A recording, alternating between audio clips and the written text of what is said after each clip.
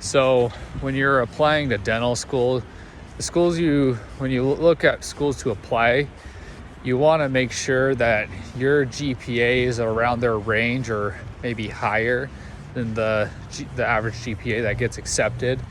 You also want to see, like, obviously tuition is going to be the biggest thing, like how expensive it is. You don't want to go to a school that's too expensive or you're never going to pay those loans back. Then you also want to see like how many out-of-state students they accept if you're applying out-of-state.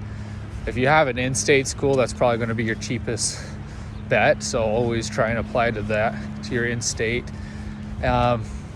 I know for me, like, I made a big Excel sheet with all the schools with tuition, and also I factored in living costs, like saw the average living costs in each area to also add that in, because that's going to be a huge factor. Sometimes you'll see a place that has cheaper tuition, but then the living costs will be almost double for living and food.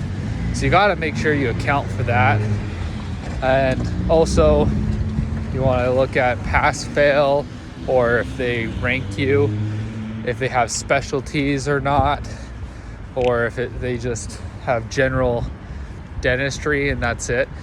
Depending on if you think you want to specialize or not, those different things will matter.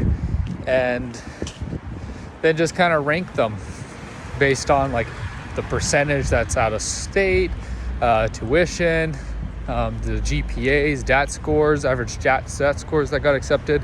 And then you can get a good feeling of where you have a good shot at, which places where you don't really have a shot at all.